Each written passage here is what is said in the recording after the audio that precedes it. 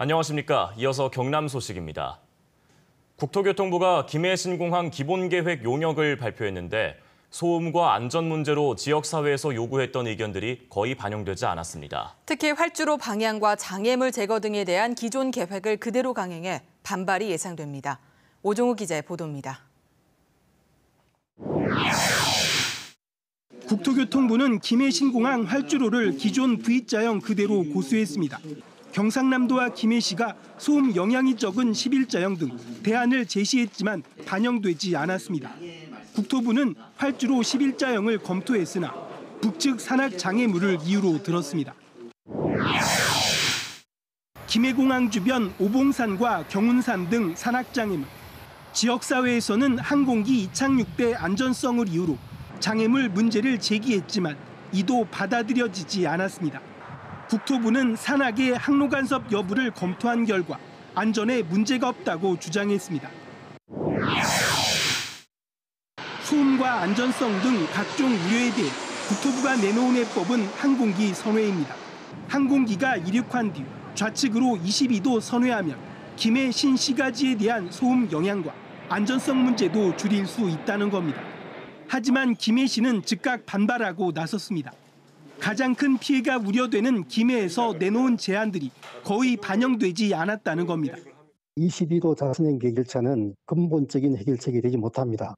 장류 내덕지구 도시개발 구역 및 장류 시가지로 피해 지역만 이동하는 미봉책에 불과하다고 생각합니다.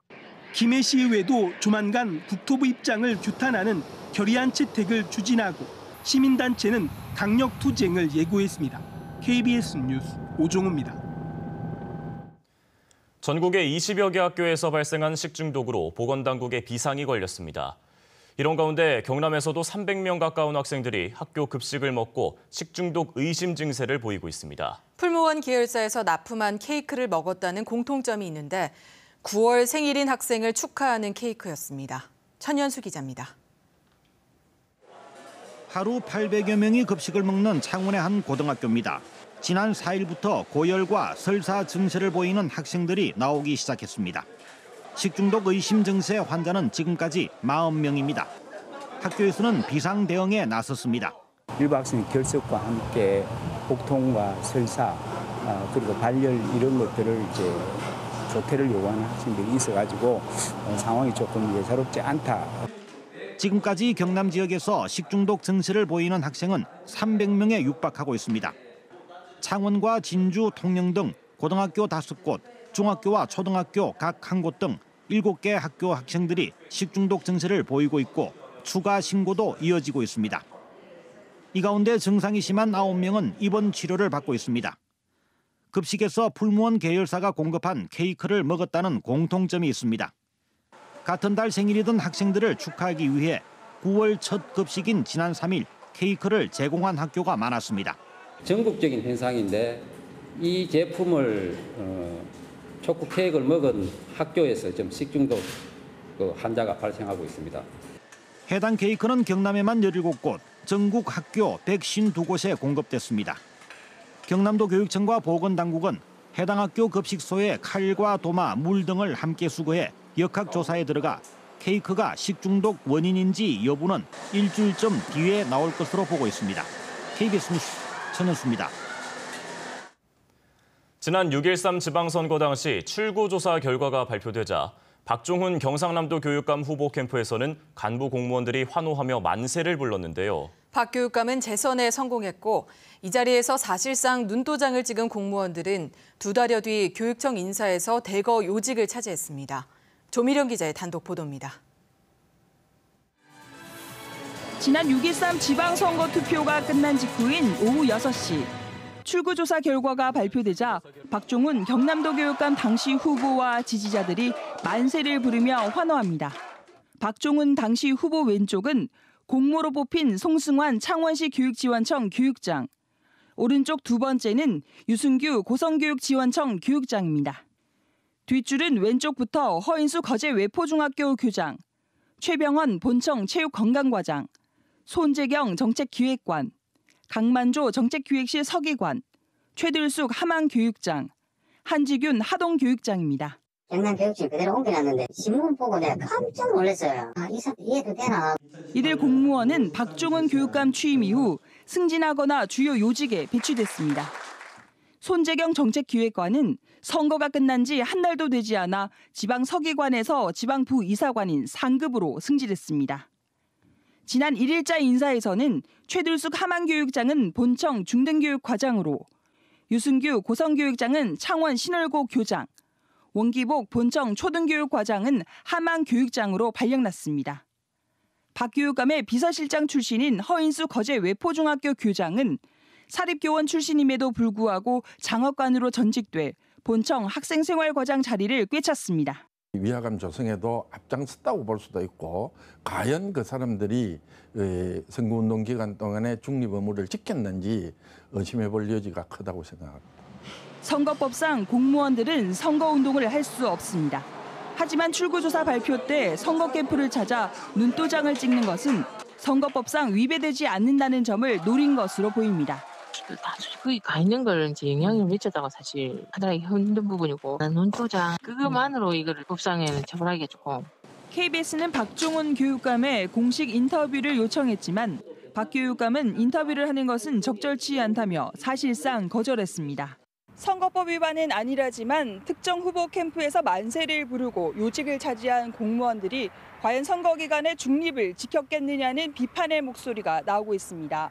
KBS 뉴스 조미령입니다.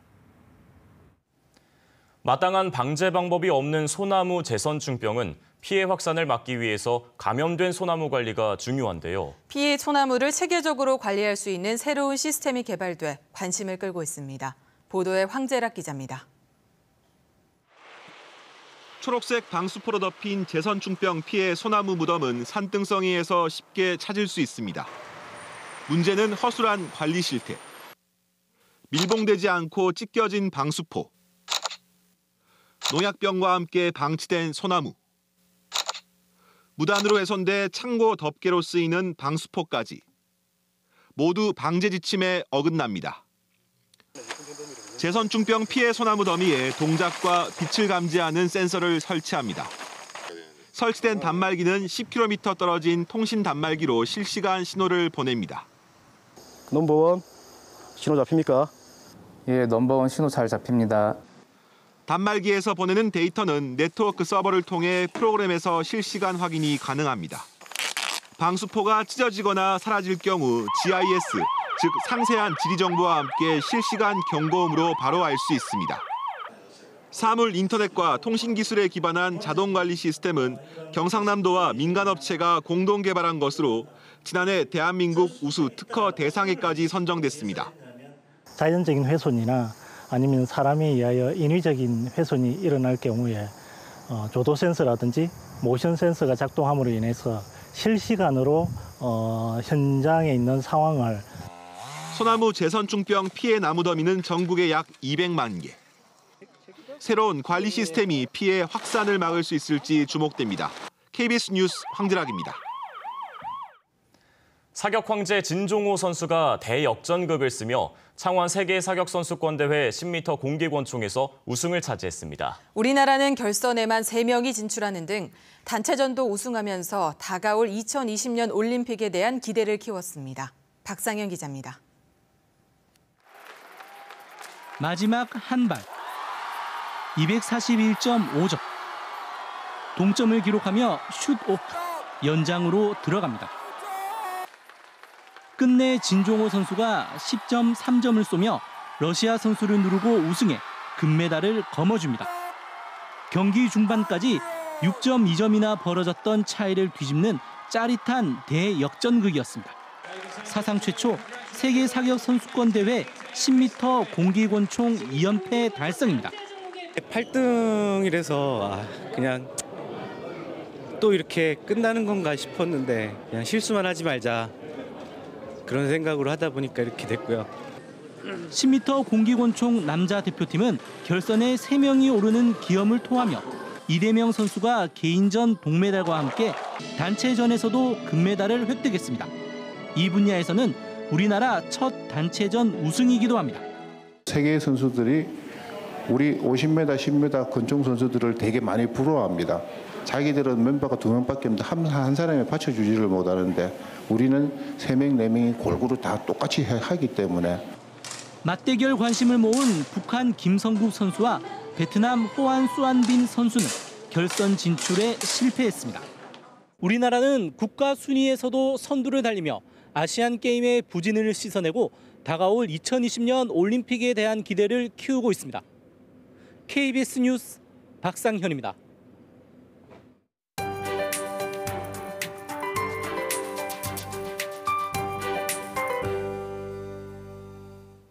현재 남부지방을 중심으로 가을을 재촉하는 비가 내리고 있습니다.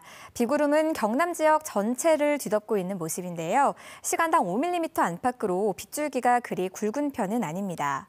앞으로도 비는 계속 이 정도의 강도를 유지하면서 오늘 낮까지 이어지다 그치겠는데요. 10에서 최고 50mm가량의 강수량이 예상됩니다.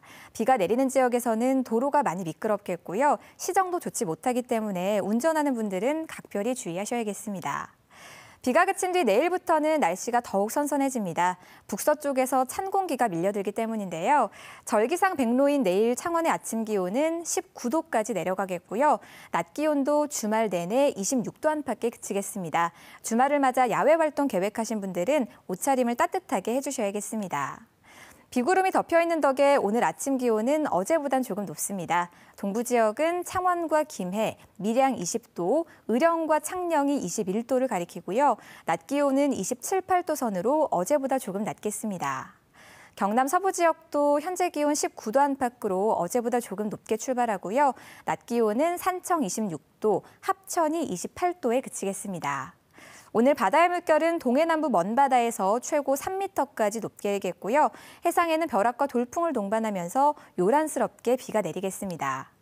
오늘 비가 그친 뒤로 내일은 구름만 많은 하늘이 이어지지만 일요일에는 동부 지역을 중심으로 낮 한때 비가 조금 내리겠고요. 다음 주에는 대체로 맑은 날씨가 이어지겠습니다. 기상정보였습니다.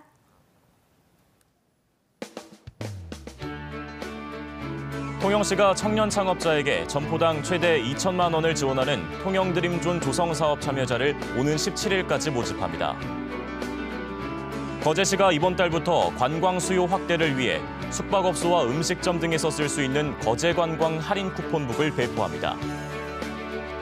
개학을 맞아 밀양시가 오는 14일까지 학교 주변 어린이 보호구역 내 등하교 시간대에 불법 주정차 차량을 집중 단속합니다. 창녕군이 10개 중학교 400여 명이 참여하는 진로체험 공모사업 꿈찾고 꿈잡고 꿈꾸고 프로그램을 운영합니다. 진주시 농민회와 진주시 여성농민회는 밥 한 공기에 300원이 되도록 쌀 80kg에 24만 원을 보장할 것을 촉구했습니다. 이들은 물가 인상률을 반영해 쌀값 19만 5천 원을 24만 원으로 보장할 것과 국내산 농산물과 경쟁하게 될 대규모 스마트팜 혁신밸리 사업을 전면 폐기할 것을 주장하며 오는 11일 전국 농민대회에 참가하겠다고 밝혔습니다. 사천에 본사를 둔 한국항공우주산업 카이가 고성에 항공부품 공장 신축을 추진하자 사천시의회가 반발하고 있습니다. 사천시의회는 카이 고성군 공장 신축 저지 결의안을 채택하고 전면 재검토를 촉구했습니다. 사천시 의원들은 결의안에서 사천 지역 중소항공부품업체가 수주 부족을 겪고 있는데도 카이가 고성공장 신축을 추진한다며 모든 수단을 동원해 저지하겠다고 밝혔습니다. 경남 환경운동연합은 멸종위기종인 붉은발 말똥개 서식지인 남해 동대만을 파괴하는 태양광 설치를 백지화하라고 주장했습니다. 환경운동연합은 지난달 지역 환경단체와의 현장 조사에서 멸종위기종인 붉은발 말똥개를 확인했는데도 이 사실이 민간사업자의 태양광 발전시설 환경영향평가 보고서에 담기지 않았다며 설치 계획 즉각 철회를 촉구했습니다. 어제 오후 5시 50분쯤 김해시 상동면의 한 담요 생산 공장에서 불이 나 약 2시간 만에 꺼졌습니다. 이 불로 공장 직원 8명이 대피했고 생산 기계와 담요 제품 등이 불에 타 소방서 추산 1억 8천만 원의 재산 피해가 났습니다. 경찰과 소방당국은 정확한 화재 원인을 조사하고 있습니다. 뉴스를 마칩니다. 시청해주신 여러분 고맙습니다.